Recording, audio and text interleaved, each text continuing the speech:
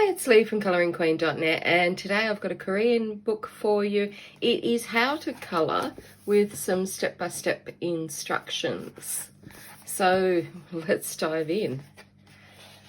So we've got a card cover here with a fold out, and of course because it's a tutorial book, we've also got things in colour as well. Now, of course, it is in Korean. You could always use a scan and translate app if you want to unwind what they're saying, but you can kind of follow along just by looking at the pictures as well. So it's divided into a number of chapters, and of course each chapter progresses your knowledge a bit as we go along. So let's go. So we've got some coloured pencils here, and I believe that these are a cheap brand of coloured pencils. I don't believe that they're an expensive brand. I could be wrong. And then we're showing, you know, how you can blend these coloured pencils, and they're giving you the numbers. So even if you don't have this brand of pencil, you just look for that colour and then go down here to the legend. So number 10 and 20, and see how they blend them gradually together.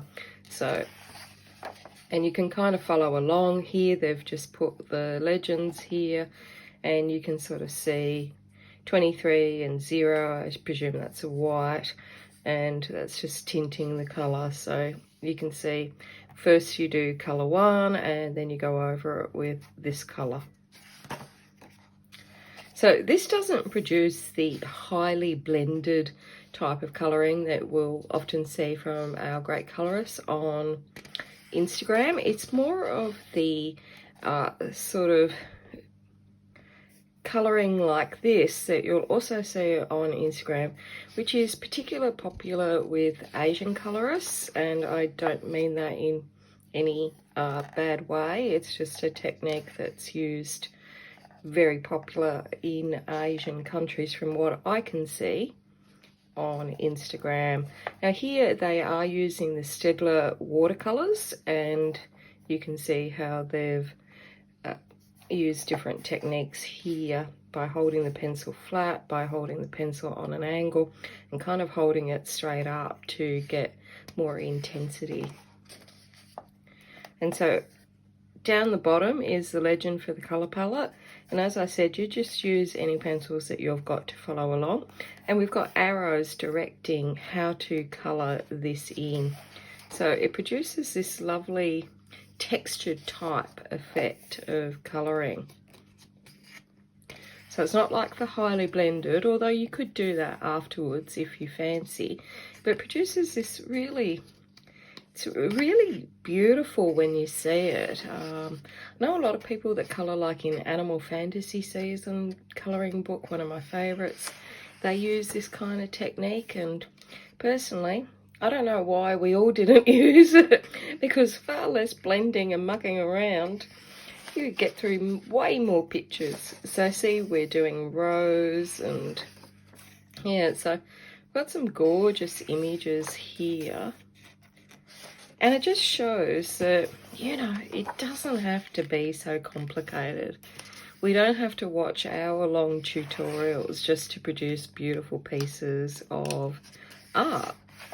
You know, but it depends obviously on what style you like. And so we've got our aubergine here, or our eggplant, beautiful flowers. I think that's a morning glory, I'm not sure. And even how to colour beautiful boxes, cupcakes. Oh yeah, give me those.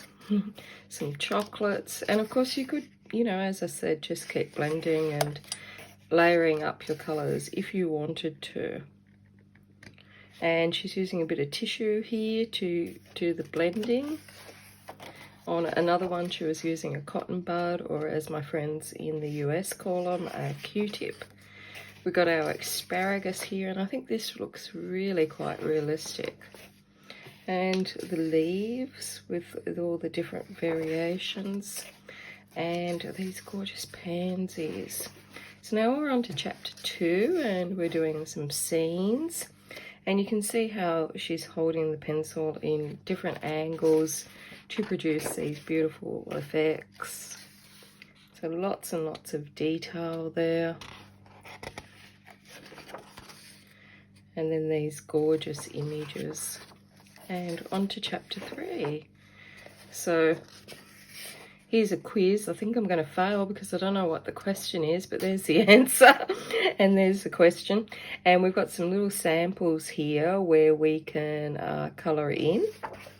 Oh, and look at these lovely little kitties having a play. And this is actually in English. So passion fruit and raspberry, citrus buttercream and raisin. So these are the types of cakes or macaroons that are being offered up on this beautiful coloured tea table for us.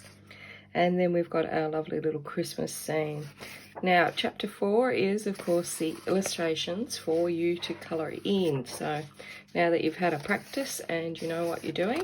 Now, these are printed on an off-white paper, sort of a medium quality on the lighter end. And aren't they lovely? So you can just practice away there and improve your techniques. You've got all of these lovely little illustrations to colour in. I'll have the chocolates and the cupcakes, thank you very much. And maybe follow it up with some cheese and croissants. And to be good afterwards, I'll have some asparagus and some kitty cats. And there it is, our lovely little book. And I love the beautiful colouring that this produces. It's just so sweet. And there we have it at the end, and that's it. But I really love how the artists put those colour palettes in as well, because we don't need the fancy pants pencils. We can just choose those colours and have a go at it. So that's it from me. The links, as usual, to buy are below the video. I'd love to know what you think of this gorgeous book. And until next time, happy colouring.